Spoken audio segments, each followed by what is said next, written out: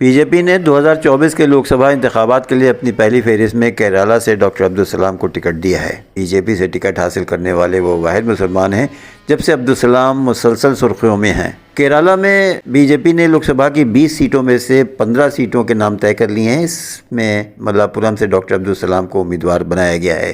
سلام وزیر اعظم نریندر مودی کے بہت بڑے مداح ہیں۔ ان کے سوشل میڈیا اکاؤنٹ پر وزیر اعظم نریندر مودی کی خود سے زیادہ تصویریں دیکھی جا سکتی ہیں۔ وہ کالی کٹ یونیورسٹی کے وائس چانسلر رہ چکے ہیں۔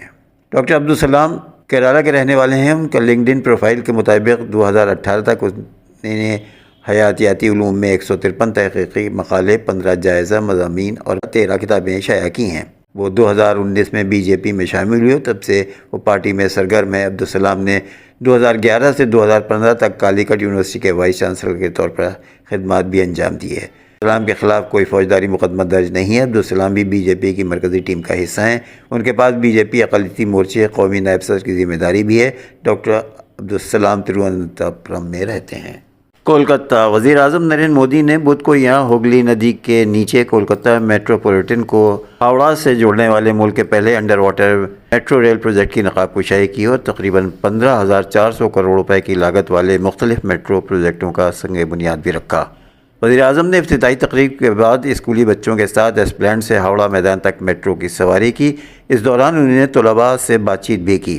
اس پروگرام میں مغربی بنگال کے گورنر سی وی آنند بوس، ریاستی بی جے پی صدر سوکانت مجومدار اور اپوزیشن لیڈر شیویندر ادھیکاری بھی موجود تھے۔ ایک اہلکار کے مطابق وزیر اعلیٰ ممتا بنرجی کو بھی کولکتہ میٹرو ریلوے نے مدعو کیا تھا، لیکن وہ کچھ اور طے شدہ پروگرام کی وجہ سے یہاں نہیں پہنچ سکیں۔ وزیر اعظم نے ایسٹ ویسٹ کوریڈور کو وسعت دیتے ہوئے اسپلینڈ سے دیگر ٹرین خدمات کو بھی جھنڈی دکھائی، جو شہر اور اس کے مضافات کو کراس کرے گی، جس سے 300 سال سے زیادہ پرانے اور کبھی برٹش انڈیا کے دارالحکومت رہے کلکتہ، اب جو کولکتہ کہلاتا ہے، میٹروپولیٹن کا سفر آسان ہو جائے گا۔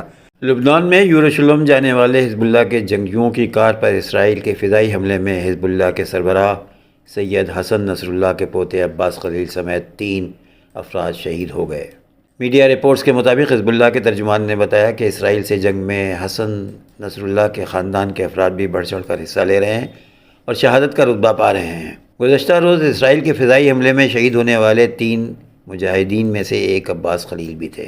خیال رہے کہ حزب اللہ کے سربراہ سید حسن نصر اللہ کے بیٹے 1989 میں اسرائیلی حملے میں اپنی جان قربان کر چکے ہیں اور اب ان کے بیٹے عباس خلیل نے بھی اسرائیل کے خلاف جنگ میں جام شہادت نوش کیا۔ یونیسیف کی جانب سے کہا گیا ہے کہ اسرائیل کی جانب سے غزہ پر مسلط کی گئی جنگ کی سب سے بھاری قیمت فلسطینی بچے ادا کر رہے ہیں۔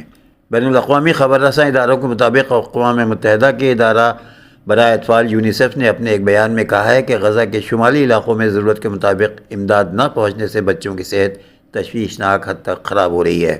بیان میں کہا گیا ہے کہ غزہ جنگ کی سب سے بھاری قیمت فلسطینی بچے ادا کر رہے ہیں۔ ادارہ برائے اطفال یعنی یونیسیف کی جانب سے کہا گیا ہے کہ غزہ کی صورتحال عالمی برادری کے ضمیر کی آزمائش ہے۔ غزہ میں جنگ سے متاثر بچوں کے لیے فوری طور پر سنجیدہ اور ٹھوس عالمی اقدامات ناگزیر ہیں۔ عالمی ادارے نے اپنی رپورٹ میں بتایا ہے کہ غذائی قلت کی وجہ سے صرف ایک اسپتال میں 15 بچے جان کی بازی ہار چکے ہیں، جبکہ اسی صورتحال کی وجہ سے مزید اموات کا خدشہ بھی ہے۔ سعودی عرب میں قتل اور ڈکیتی کی وارداتوں میں ملوث 5 پاکستانیوں کو سزائے موت دے دی گئی ہے۔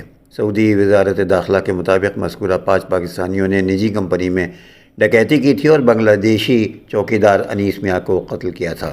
سیکیورٹی اداروں نے واقعے کی تفتیش کرتے ہوئے 5 ملزمان کو گرفتار کر لیا تھا۔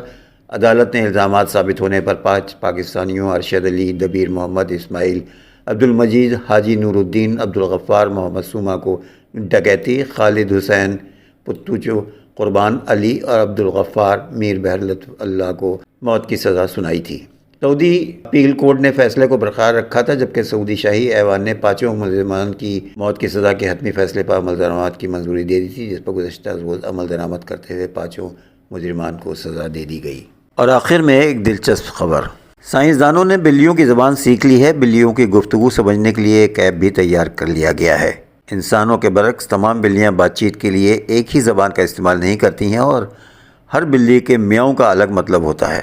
زیادہ تر بلی سے محبت کرنے والے اس بات کو نہیں سمجھ سکتے۔ اوریگون اسٹیٹ یونیورسٹی میں ہیومن اینیمل انٹریکشن لیبارٹری کے ڈائریکٹر مونک اڈل کا کہنا ہے کہ بلیاں اشاروں میں پیار سے لے کر خطرات بتاتی ہیں۔ اس حوالے سے ماہرین نے ایک اپلیکیشن بھی تیار کیا ہے جس کے ذریعے بلیوں کی آوازوں کا ترجمہ کیا جا سکتا ہے۔ محققین کے مطابق بلی کا خرخرانا نہ صرف قناعت کی علامت ہے بلکہ پریشانی کی علامت بھی ہے۔ اس طرح بلی کی دم کو دائیں بائیں یا اوپر کی طرف لہرانا خوشی یا غصے کا اظہار بھی ہو سکتا ہے۔